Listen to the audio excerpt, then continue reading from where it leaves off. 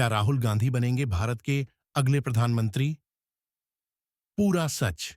शुरुआत। हुक।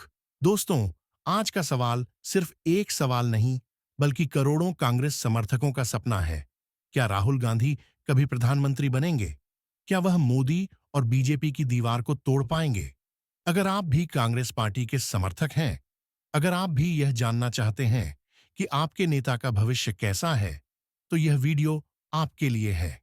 आज मैं आपको वो बातें बताऊंगा जो किसी ने नहीं बताई, बिना किसी पक्षपात के, बस सच्चाई के साथ। पहला पड़ाव।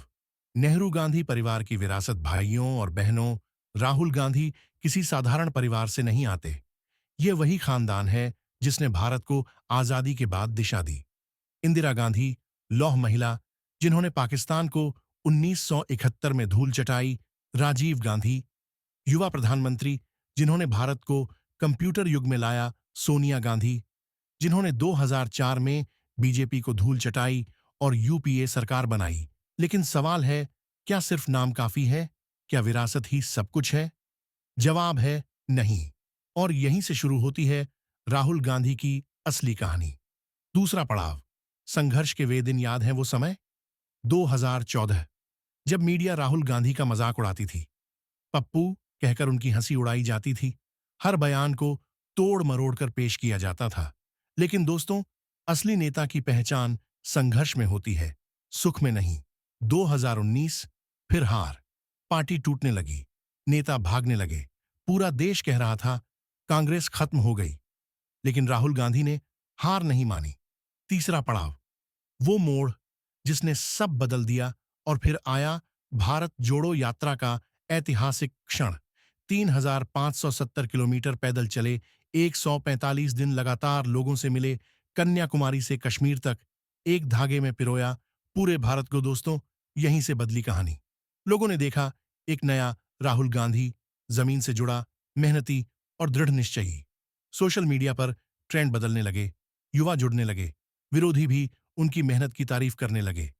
भारत जोड़ो न्याय यात्रा ने इस बदलाव को और मजबूत किया। चौथा पड़ाव, क्या है असली चुनौती? अब आते हैं मुद्दे की बात पर। पीएम बनने के लिए 3 चीजें चाहिए। 1, मजबूत पार्टी संगठन। सच कहूं तो आज कांग्रेस की सबसे बड़ी कमजोरी यही है। यूपी, बिहार, बंगाल, इन राज्यों में संगठन कमजोर है। लेकिन ध्यान दीजिए, कर्नाटक में जीत, हिमाचल में जीत, राजस्थान में मजबूत प्रदर्शन, यह साबित करता है कि वापसी संभव है। 2, विपक्षी गठबंधन। 2024 के चुनावों में इंडिया गठबंधन ने साबित किया, एकजुट विपक्ष बीजेपी को टक्कर दे सकता है। लोकसभा में 235 सीटें, ये कोई छोटी उपलब्धि नहीं। 3, जनता का भरोसा। और यही है असली लड़ाई। बेरोजगारी, महंगाई, किसानों की समस्याएं, ये मुद्दे जनता को छू रहे हैं। राहुल गांधी लगातार इन मुद्दों को उठा रहे हैं, संसद में, सड़कों पर, गांवों में। पांचवां पड़ाव, मोदी वीएस राहुल। क्या है हकीकत? भाइयों, सच ये है, मोदी जी एक मजबूत प्रधानमंत्री हैं। उनकी लोकप्रियता को नकारा नहीं जा सकता। लेकिन याद रखिए, इंदिरा गांधी ने 1977 में हारकर 1980 में वापसी की। अटल बिहारी वाजपेयी ने 13 दिन की सरकार के बाद फुल टर्म की सरकार बनाई।